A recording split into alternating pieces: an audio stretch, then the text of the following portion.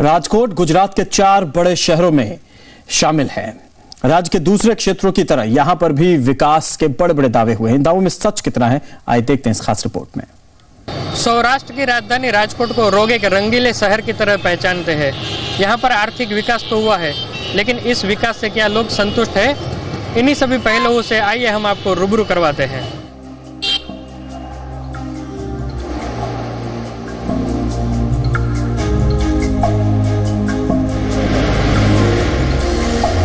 गुजरात के तेजी से उभरते शहरों में से एक है राजकोट। हालांकि पिछले 10 सालों में यहाँ का विकास मिला जुला ही रहा है। सस्ते लेबर और इंडस्ट्री के हिसाब से बेहतर माहौल के चलते शहर में machine tools, auto parts, cotton, डाइन से लेकर एग्रो प्रोडक्ट्स इंडस्ट्री तेजी से बढ़ रही है। राजकोट के इंजीनियरिंग बिजनेस का सालाना टर्नओवर 12,000 करोड़ से ज्यादा है। हमने लोगों ने जो फैक्ट्री डाली, 10 साल पहले हमारा टर्नओवर था 50 करोड़ का, आज हमारा टर्नओवर 350 करोड़ है। यह हमें जो पुणे में, मद्रास में जो ऑटोमोबाइल की इंडस्ट्री चल रही है, सिमिलर थिंग यहाँ पे हमें सब हमारे स्पेयर पार्ट के सब वेंडर्स मिल रहे हैं। लेकिन जानकार मानते हैं पिछले 10 सालों में राजकोट में बहुत कुछ बदला नहीं है। दरअसल भारत की सभी बड़ी कार कंपनियां राजकोट से ही कलपुर्जों का आयात करती हैं। इसके बावजूद राज्य सरकार किसी भी बड़ी कार कंपनी को राजकोट लाने में नाकाम रही है। इतना पोटेंशियल था राजकोट की इंडस्ट्री का, इतना उसका फायदा नहीं उठाया गया।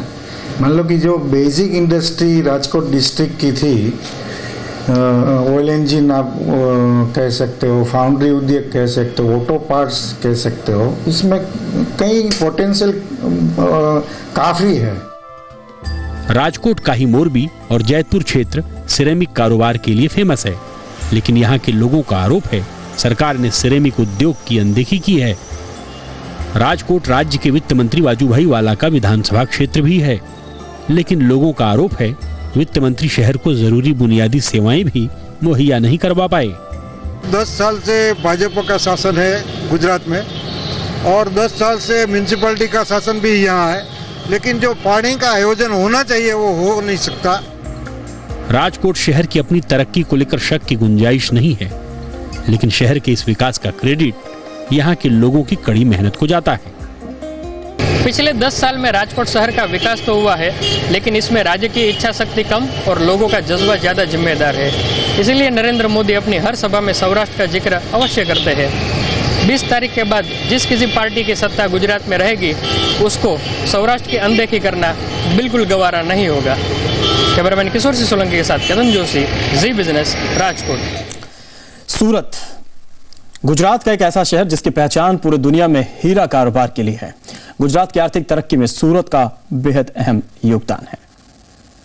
विकास के हर क्षेत्र में सूरत ने हमेशा गुजरात के दूसरे प्रांतों से आगे रहने की चेष्टा की है, लेकिन पिछले 10 साल में हुए विकास से सूरतवासी क्या खुश है और आगे की राह किस तरह से है? आइए इन सभी सवालों के जवाब लेते हैं इस खास रिपोर्ट के जरिए।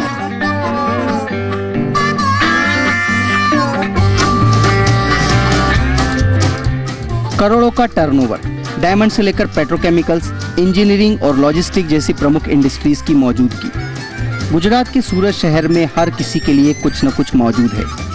RIL, SR, Adani, L&T, Shell, GSPC और NTPC जैसी कंपनियां लगातार शहर में अपना निवेश बढ़ा रही हैं।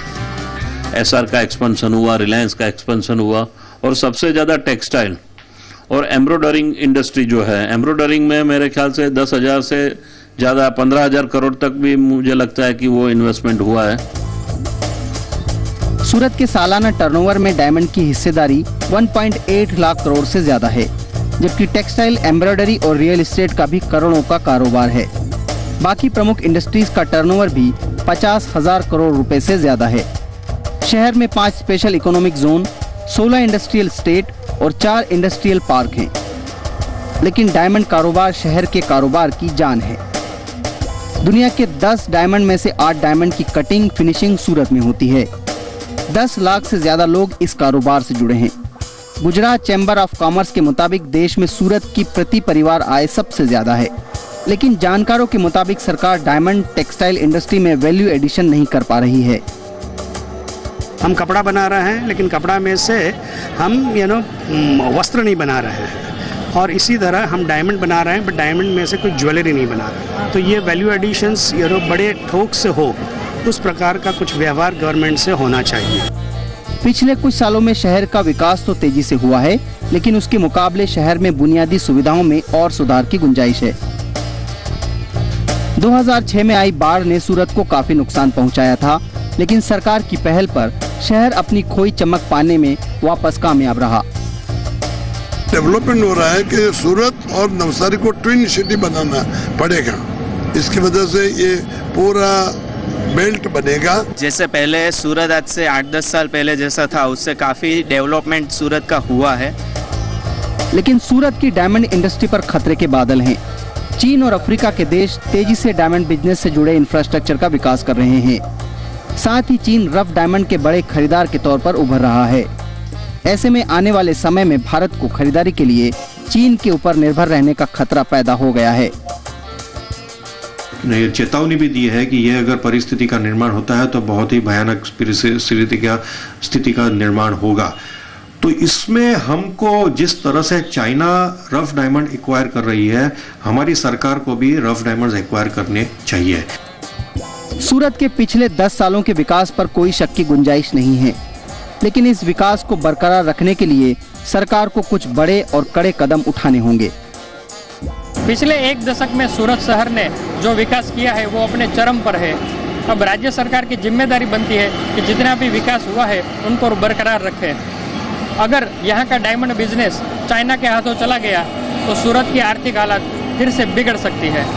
कैमरामैन किशोर से सोलंकी के साथ केतन जोशी, जी बिजनेस, सूरत। केतन हमारे साथ लगातार बने हुए। केतन, खासतौर से जब सौराष्ट्र की आपने बात की, सौराष्ट्र खासतौर से केशुभाई पटेल का बड़ा स्ट्रांग होल्ड वहां पर माना जाता है, वहां पर फिलहाल स्थिति है क्या? पकड़ किसकी ज्यादा मजबूत वहां पर आपको नजर आई? देखिए, सौराष्ट्र में पहले चरण का मतदान हो चुका है और कुल सौराष्ट्र की 48 सीटें के ऊपर मतदान हुआ और वहाँ सौराष्ट्र को इस चुनाव का कुरुक्षेत्र माना जाता है, क्योंकि वहाँ पर केशुभाई पटेल, जो कि पहली बार गुजरात परिवर्तन पार्टी नाम की एक अलग पार्टी बनाकर वो सामने आए, जिन्होंने पूरे गुजरात में भारतीय जनता पार्टी की नींव रखी थी, लेकिन नरेंद्र मोदी के साथ मनमुटाव के चलते वो अलग हो गए।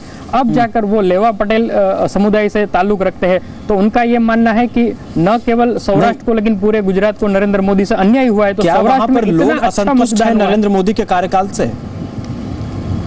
देखिए, वैसे तो कोई असंतुष्ट होने की बात नहीं है, लेकिन जो बेसिक नेसेसरी है पूरे सौराष्ट्र के, आज न केवल 10 साल में लेकिन पिछले 50 साल में, वो है पीने का पानी। पीने का पानी अब तक नहीं मिला, इसलिए नरेंद्र मोदी ने इस चुनाव में घोषित किया कि हम 10,000 करोड़ की एक नर्मदा योजना सौराष्ट्र के लिए अनाउंसमेंट कर दी, जो अगले 5 साल में उनको बनाने की एक बात कही है। लेकिन सौराष्ट्र में ये डेफिनेटली ये एक मुद्दा भी हुआ था और किसानों ने आत्महत्या की थी। इसके पीछे खासतौर से जो नर्मदा आंदोलन जो चला, उसने एक अहम भूमिका निभाई, जिसकी वजह से आज तक सौराष्ट्र में पानी नहीं पहुंच पाया, जिसमें केंद्र सरकार की भी उतनी ही बड़ी यहां पर भूमिका थी। अब केतन बने रही, हम आपसे कच्छ के बारे में भी जानना चाहेंगे और अपने दर्शकों को भी दिखाएंगे कि कच्छ में फिलहाल विकास का सूरत हाल क्या है और क्या है वहां की ग्राउंड रियलिटी। एक छोटे से ब्रेक के बाद।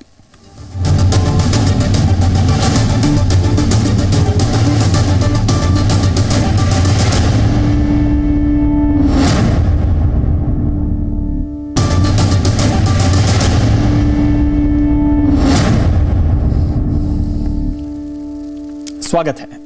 कच्छ नहीं तो क्या फिर देखा आपने? गुजरात में पर्यटन को बढ़ावा देने वाले विज्ञापन में अमिताभ बच्चन के मुंह से कच्छ की तारीफ करते तो आपने खूब सुना होगा, लेकिन कुछ साल पहले तक गुजरात के रण प्रदेश का वजूद इतना बड़ा नहीं था, लेकिन कच्छ अब राज्य के तरक्की वाले इलाकों में से एक बन चुका है। कच्छ में 2001 में भूकंप क्या आया, मानो नक्शे से इनका अस्तित्व ही मिट गया, लेकिन आफत को भी अवसर में पलट देने वाले कस्सी जज्बे के कारण आज ये प्रांत फिर से नई ऊंचाइयों को छू रहा है। आइए हम कच्छ के विकास को लेकर आपको रूबरू कराते हैं।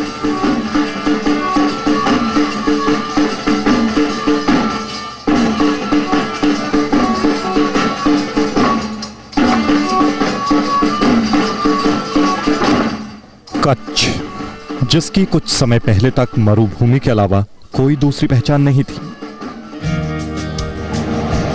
इलाके में पीने का पानी मिल जाए तो लोग बड़ी बात मानते थे, लेकिन 2001 के विनाशकारी भूकंप के बाद इस इलाके में तरक्की की नींव पड़ी। भूकंप में बर्बाद हुए कच्छ को दोबारा बसाने के लिए पूरे देश से मदद मिली। आर्थिक मदद के साथ कच्छ में उद्योगों को बढ़ावा दिया गया। यहाँ उद्योग लगाने पर शुरू के पहले 5 साल तक टैक्स में राहत दी जाती है।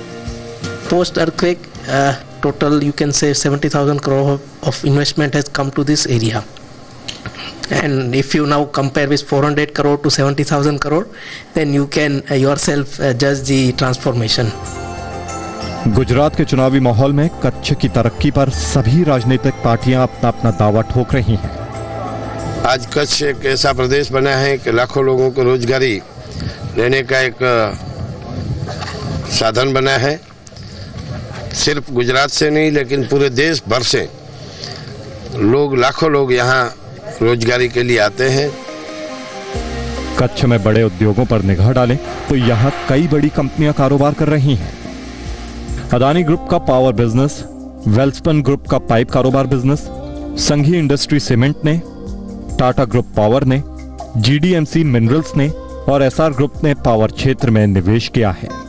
हम मानते हैं कि कच्छ एक फास्टेस्ट ग्रोइंग एरिया है हिंदुस्तान का और हम कॉन्फिडेंट है कि आने वाले सालों में कच्छ और खास करके मुंद्रा इंडिया का लार्जेस्ट मैन्युफैक्चरिंग हब होगा। कांडला और मुंद्रा पोर्ट से इस इलाके की शक्ल ही बदल गई। आज कई बड़ी इंडस्ट्री इस इलाके में आने को बेताब हैं। 45,000 वर्ग किलोमीटर में फैले कच्छ जिले की आबादी 20 लाख से ज्यादा है। अभी यहां मौजूद 2 बड़े पोर्ट कांडला और मुंद्रा को मिलाकर सालाना सैकड़ों टन कार्गो की हैंडलिंग होती है। यहां 12 सेज और 6,128 लघु उद्योग हैं। पिछले 10 सालों में यहां जमीन की कीमत 200 गुना तक बढ़ी है। यहां मौजूद टाटा ने अपने अल्ट्रा मेगा पावर प्रोजेक्ट पर 18,000 करोड़ रुपए का निवेश किया है। अदानी ग्रुप ने पावर में 15,000 करोड़ रुपए का निवेश किया है। 2010 तक टैक्स हॉलिडे चला और आज इसी की बदौलत कच्छ आर्थिक तरक्की में सबसे आगे है।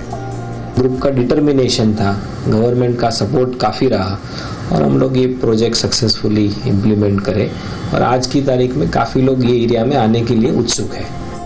कच्छ कृषि के क्षेत्र में भी आगे है। कच्छ की हस्तकला भी देश और दुनिया में मशहूर है। हालांकि अभी भी इस जिले में विकास की काफी गुंजाइश है, खासकर सीमेंट, पावर और पोर्ट के क्षेत्र में। अभी जो ज्यादातर जो पॉसिबिलिटीज है, शक्यताएं हैं, वो सीमेंट में है। सीमेंट के कई मेगा जो इंडस्ट्रीज है वो अभी आनी बाकी है। तो मुझे तो ऐसा लगता है कि अभी भी कच्छ का विकास और होगा। कच्छ के लोगों ने भी विनाशकारी भूकंप के बाद अपनी सरजमीं को छोड़ा नहीं, बल्कि आज इन्हीं के विश्वास के चलते कच्छ ने विकास की नई ऊंचाइयों को छुआ। मरुभूमि के इस जिले ने आज गुजरात के इन्वेस्टमेंट गेटवे का मुकाम हासिल कर लिया है। केंद्र सरकार का भी इतना सहयोग है, राज्य सरकार का भी इतना सहयोग है, लेकिन ये सहयोग मिलते बाद भी कई काम ऐसे हुए हैं कि जो नहीं हो पाए। तो ये काम जो नहीं हो पाए वो कच्छियों ने अपने पांव पे खड़ा रह के अपने विश्वास और अपने जज्बात पे खड़ा रह के उस लोगों ने अपना काम किया है। गुजरात में transport business, power generation, natural minerals, हस्तकला की बात की जाए तो इन सभी क्षेत्रों में कच्छ सबसे आगे है। यही वजह है कि आज कच्छ की तुलना सिंगापुर से होती है। पिछले 10 साल में अगर गुजरात में सबसे अधिक कहीं पर विकास हुआ है तो वो है कच्छ। लेकिन यहाँ विकास का फुल स्टॉप नहीं है।